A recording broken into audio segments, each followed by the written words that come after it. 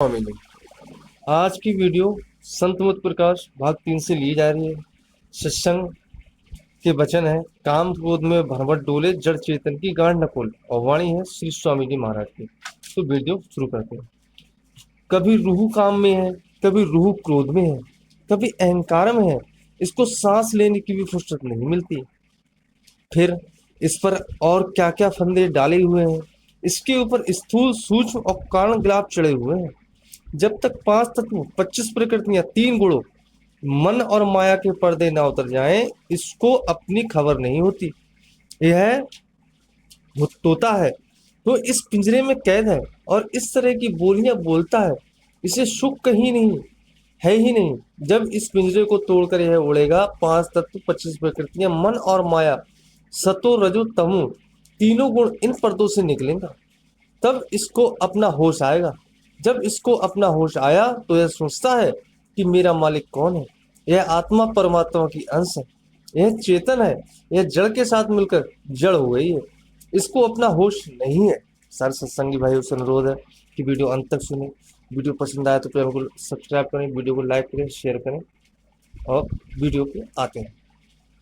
संत मालिक के भेजे हुए आते हैं और आकर सत्संग करते हैं, जीवों को चिताते हैं कि यह देश तुम्हारा देश नहीं है, यह कौम तुम्हारी कौम नहीं है। मगर यह भला मानस किसी कामिल महात्मा की सत्संग में जाता ही नहीं। अगर जाता भी है तो सत्संग में बैठता नहीं। अगर बैठ भी जाए तो मन के धंधों में भटकता फिरता है। शरीर यहाँ है और मन बाहर भटकता फिरता है। संतों के सत्संग में हर किस्म के आदमी आते हैं। कई तो जूते चुराने आते हैं, कई मेला देखने आते हैं, कई महात्मा भी आते हैं। सत्संग में आकर हमें चाहिए कि सत्संग का एक एक लफ्ज हमारे अंदर जाए।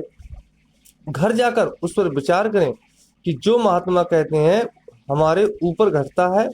अगर नहीं तो हमें कोशिश करनी चाहिए, नहीं तो मेले का मेला रहा। जैसा कि कई दफा पहले भी सत्संग में कह चुका हूँ कि सारी दुनिया की रूहें 84 लाख योनियों में कैद हैं। कई लाख किस्म के वृक्ष हैं, कई लाख किस्म के कीड़े पतंगे हैं, कई लाख लाख किस्म के पक्षी, कई लाख किस्म के पानी के जीव, कई लाख किस्म के भूत प्रेत, यक्ष किन्नर गंधर्व पशु इंसान है। अपने मेले में कई बार डडोला चलता देखा होगा। कभी नीचे वाले लोग ऊपर जाते हैं तो कभी ऊपर वाले लोग नीचे आते हैं। यह 84 लाख यूनिया का ढिढोला है, चल रहा है। कभी पाश, कभी फूस, कभी कुत्ता, कभी बिल्ला, कभी कीड़ा रूपी पतंगा, किसी बादशाह, कभी कंगाल या काल भगवान का जेल खाना है, जिसमें हम करोड़ों युगों बल्कि अनंत काल से कैद हैं। वेद शास्त्र इस्लाम मजहब के कामिल फकीर मतलब के सारी मजहबी किताबें कहती हैं कि कभी इस ऊंची योनियों में गए तो कभी नीची योनियों में। जब ऊंची योनियों में बुरे कर्म किए तो नीचे आना पड़ा। किसी महात्मा की वाणी है, केते राम से कोट किए उपाय, केते कृष्ण हौस थे काल खाए। हफ्ते हमारे पाप हमें यह सोचने और विचारने करने ही नहीं देते कि अगर विचार करें तो आत्मा फौरन अंदर चली जाए, मगर हम विचार ही नहीं करते।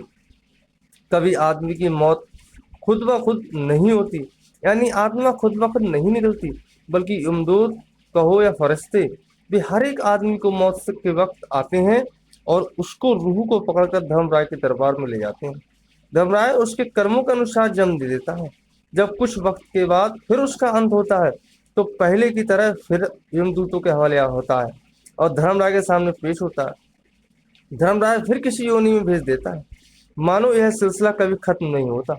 जिस तरह 10 नंबरी बदमाश को हर वक्त हथकड़ी लगी हो, इसी तरह जब आपकी मौत आई तो चलो धर्मराय के दरबार में। मैंने बहुत सी घटनाएं देखी हैं, जिन्होंने गलतियां की हैं उनका बहुत बुरा हाल हुआ है। जब मैं लड़ाई में गया, एक दरोगा करसिन था, वह जानवरों के राशन में से बचाकर कई लाख रुपए ले आया। जब मौत आई तो कहता है यह गाय सींग मारती है। इस तरह एक और आदमी का जिक्र है, वह पुलिस में इंस्पेक्टर था। जब मौत आई तो कहता है मुन्ने की माँ देख मेरे हाथ जलाते हैं, मानो हम जो कर्म करते हैं हमें भोगने पड़ते हैं। जब इसको धर्मराय के पास ले जाते हैं। वह नरकों में डाल देता है या कुत्ता बिल्ला सुअर बना देता है। करोड़ों युग ढिंडोला झूले हुए हो गए, मुक्ति नहीं हुई, दुख ही नहीं पाता पाता रहा।